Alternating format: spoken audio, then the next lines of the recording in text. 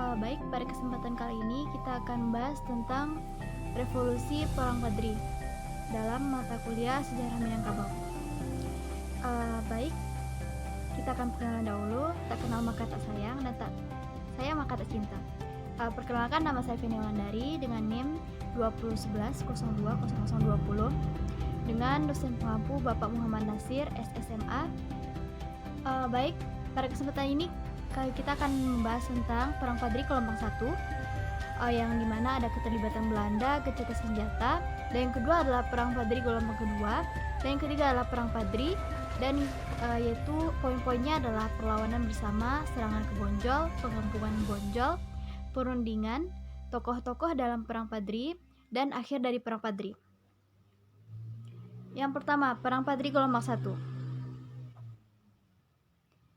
Perang Padri Gelombang 1, perang ini terjadi pertama kali di Lawas dan akhirnya menyebar ke Alahan Panjang.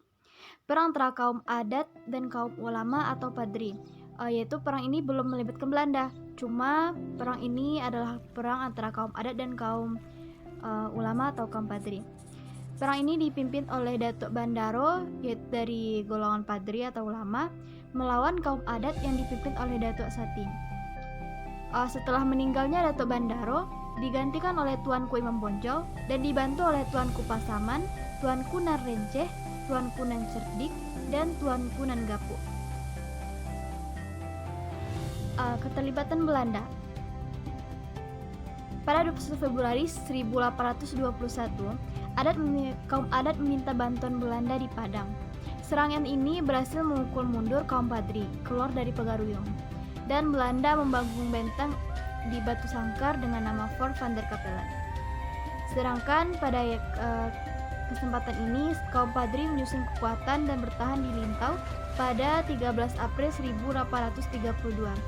Pada kesempatan ini kaum adat memang meminta bantuan langsung kepada Belanda agar dia bisa menang melawan kaum Padri. Dan selanjutnya gencatan senjata. Pada gencatan senjata ini adalah Belanda meminta adanya perjanjian masang pada 15 November 1825. Dia ini melakukan gencatan senjata karena sudah lelah menghadapi kaum Padri yang sama-sama kuat dan dia juga kehabisan dana.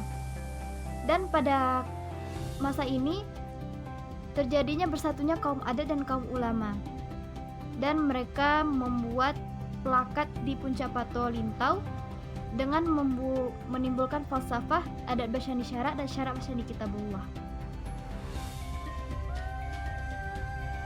Yang kedua, Perang Padri Gelombang 2 yang terjadi antara tahun 1821 sampai 1832. Perang Padri Gelombang kedua ini Belanda membangun benteng Verdekok di Bukit Tinggi pada bulan Agustus 1831. Dan dari sini Belanda mulai menyerang Pandisike sekaligus melanggar perjanjian yang telah dibuat sebelumnya. Dan Belanda juga menaklukkan Luhak Tanah Datar dan Luhak 50. Pada akhir tahun 1832, Belanda juga menaklukkan Kamang. Ini adalah salah satu foto pahlawan pada Perang Padri, yaitu Tuanku Imam Bonjol. Dan selanjutnya adalah perlawanan bersama. Di sini kaum Padri dan kaum adat menyatu. Mereka sudah sadar bahwa Belanda itu yang mengadu domba mereka, maka dari sini mereka bersatu untuk melawan Belanda. Sejak awal 1833, perang berubah menjadi perang antara kaum adat dan kaum Padri melawan Belanda. Dan pada 1833, Belanda mengeluarkan plakat panjang yang isinya adalah Belanda itu tidak ingin menjajah Sumatera Barat atau negeri ini. Dia hanya ingin menjaga keamanan, hanya untuk berdagang, dan ketua penghulu pun tetap dari orang Sumatera Barat sendiri. Dan selanjutnya serangan ke Bonjol. Serangan ke Bonjol ini terjadi pada 16 April 1835 dan Belanda dipimpin oleh Letnan Kolonel Bauer. Dan pada tanggal 23 April 1835, gerakan pasukan Belanda ini telah berhasil mencapai tepi Batang Ganting.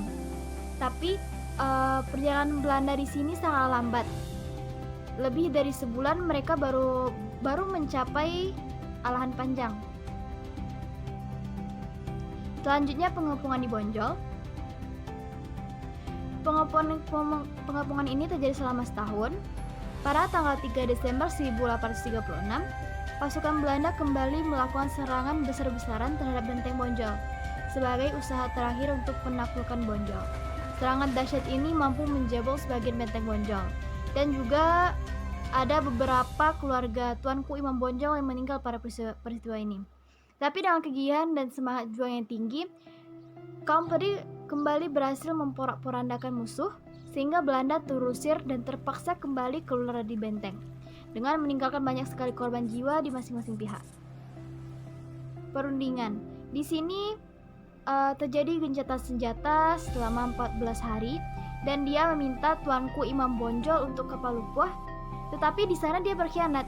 Dia menculik Tuanku Imam Bonjol dan dibawa ke Bukit Tinggi, dibawa ke Padang, untuk diasingkan ke Manado, ke Ambon selama 27 tahun lamanya, sehingga di sanalah akhir Tuanku Imam Bonjol menemui ajalnya.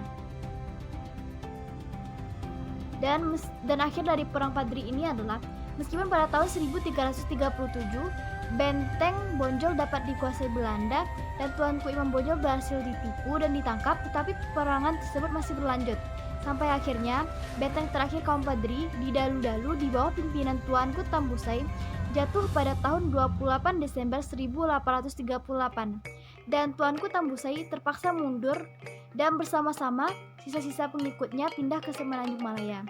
Dan akhirnya peperangan ini dianggap selesai, dan kemudian Kerajaan Pagaruyung ditetapkan menjadi bagian dari Pax Neerlandica dan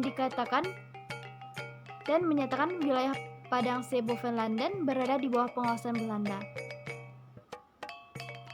Dan inilah tokoh-tokoh dalam perang Padri atau pahlawannya. Yang pertama Tuanku Imam Bonjol, Tuanku Lintau, yang ketiga Tuanku Nangapu, keempat Tuanku Hitam, kelima Tuanku Cerdik, keenam Tuanku Tambusai, ketujuh Tuanku Nanrenceh, ke-8 Tuanku Pasaman, ke-9 Tuanku Mansiangan, 10 Tuanku Pandai Sike, 11 Tuanku Rao, 12 Tuanku Barumun, dan 13 Kolonel Stuart.